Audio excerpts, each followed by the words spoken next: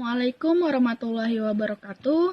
Perkenalkan, nama saya Salaisa Amani Fatihah, program studi S1 Hukum, NIM 221102432179.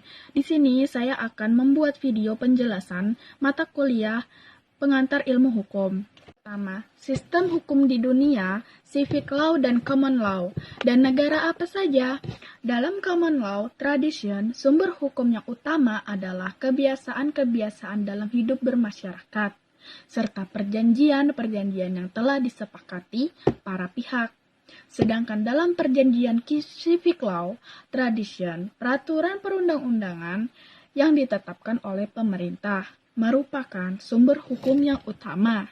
Negara-negara yang mendasarkan sistem hukum pada hukum sipil yang dikodifikasikan, terutama Albania, kedua Belarus, ketiga Chad, dan lain-lain.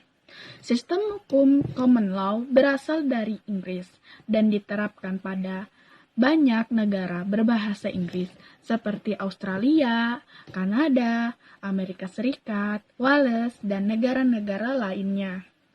Hukum adat berasal dari kebiasaan yang melekat di komunitas tertentu. Ciri lazim dari hukum adat biasanya berdasarkan hukum tak tertulis. 2. Pembidangan hukum menurut sifat, bentuk, dan fungsi.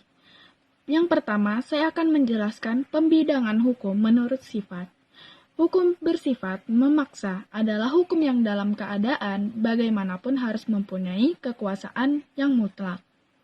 Hukum bersifat mengatur adalah hukum yang keberadaannya dikesampingkan apabila pihak-pihak yang bersangkutan telah membuat peraturan sendiri dalam bentuk perjanjian. Hukum yang bersifat memaksa atau dwiegen rechts imperatif kalau aturannya mengenai ketertiban umum, kesusilaan, melindungi yang lemah. Contoh, pasal 37 perekrutan dilakukan oleh pelaksanaan penempatan TKI swasta dari pencarian kerja yang terdaftar pada instansi pemerintah yang bertanggung jawab di bidang ketenaga kerjaan. Sebagaimana dimaksud dalam pasal 36 ayat 1 Undang-Undang Nomor 39 Tahun 2004. Dan hukum yang bersifat perlengkap atau pengatur atau penambah anvullend atau regelen rechts disediakan untuk para pihak yang tidak menjanjikannya sendiri, biasanya dalam hukum perjanjian. Pembidangan menurut bentuk.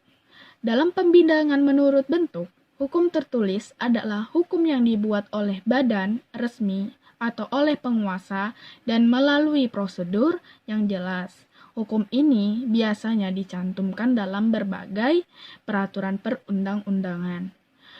Hukum tidak tertulis. Hukum tidak tertulis adalah hukum yang masih hidup dalam keyakinan masyarakat tetapi tidak tertulis, namun berlaku ditaati seperti perundang-undangan. Tertulis yang dikodifikasikan dan tidak dikodifikasikan. Burgerlijk Wetboek dan Wetboek van Kolpendel dan Wetboek van Strafrecht yang tidak dikodifikasikan Undang-Undang 39 tahun 2004 tentang penempatan dan perlindungan tenaga kerja Indonesia di luar negeri. Peraturan Pemerintah Nomor 8 tahun 2005 tentang tata kerja dan susunan organisasi lembaga kerjasama tripartit tidak tertulis. Contoh, peraturan tentang pewarisan di Bali, di Minang, di Banten, dan lain-lain. Pembidangan menurut fungsi.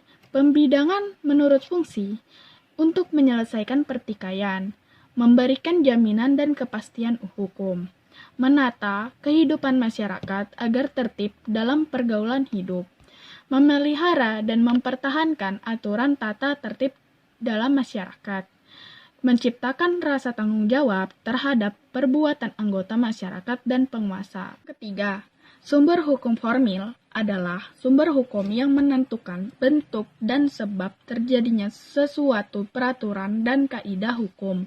Sedangkan sumber hukum material adalah sumber hukum yang menentukan isi suatu peraturan atau kaidah hukum yang mengikuti atau mengikat setiap orang. Dan penjelasan saya tadi, kurang lebihnya saya mohon maaf. Wabillahi taufik wal hidayah. Wassalamualaikum warahmatullahi wabarakatuh.